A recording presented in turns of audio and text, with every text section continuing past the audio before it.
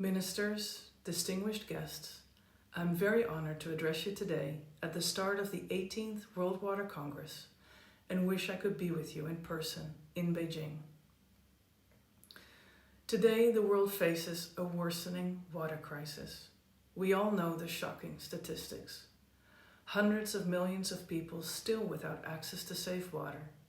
Billions still without safe sanitation.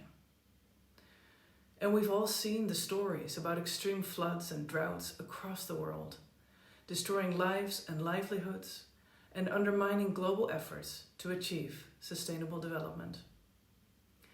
Rightly so, there are urgent calls to accelerate the provision of taps and toilets and for new measures to reduce escalating water risks for people and for businesses.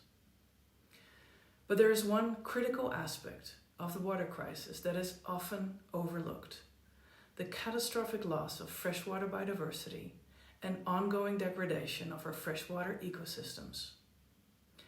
We have lost a third of our wetlands in the last 50 years, and an astonishing 83% of our freshwater species populations over the same time period. This is the clearest indication of the damage we have done and are still doing to our rivers, to our lakes, and to our wetlands. And we urgently need to reverse these losses because healthy freshwater ecosystems are central to ensuring water for all and to tackling the climate and nature crises.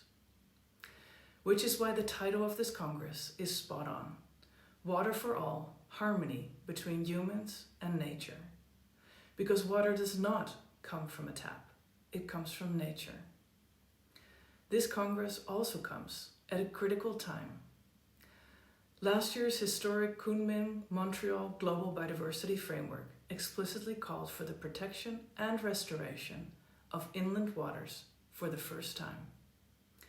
Meanwhile, in Cairo, the COP27 cover decision highlighted, also for the first time, the critical importance of water and rivers in climate action, particularly in terms of adaptation. And earlier this year, the UN hosted the first global water conference in almost 50 years, which saw the launch of the Freshwater Challenge. Championed by countries in the Global South, the Freshwater Challenge aims to restore 300,000 kilometers of degraded rivers and 300 million hectares of degraded wetlands by 2030.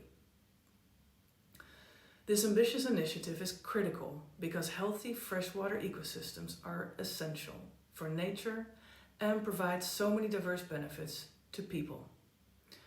Not only water for drinking, agriculture, and industries, but also freshwater fisheries that feed hundreds of millions of people, sediment flows that sustain mangroves and keep deltas above the rising seas, and natural defenses against floods, storms, and droughts.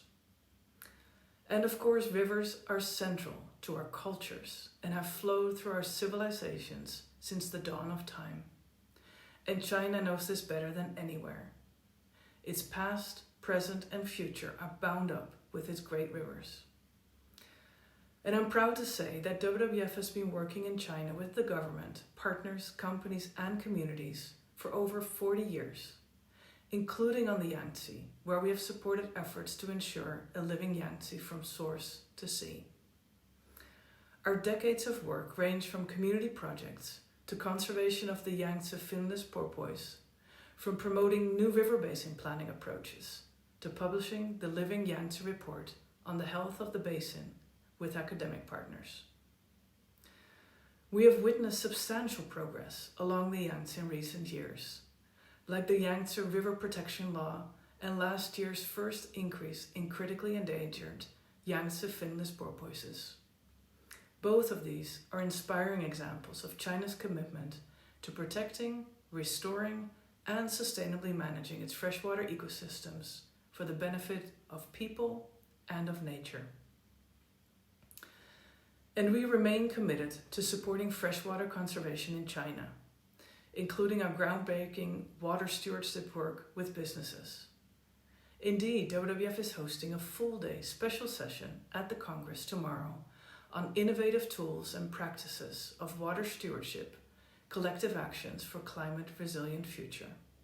And we hope that many of you will join us for that session. We hope that China can take the lessons that it has learned from actualizing ecological civilization in its mighty river basins and use them to support work on freshwater ecosystems across the world. Because together we can turn the tide on water. By investing in healthy rivers, lakes, and wetlands, we can ensure water for all.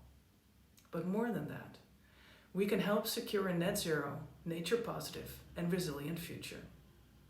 None of this will be possible without partnerships, and I would like to take this opportunity to thank our partners in China, including the Ministry of Water Resources and think tanks like the CCI-CED and GIWP for demonstrating what is possible when we work together. Thank you all and wish you all the very best for a successful World Water Congress.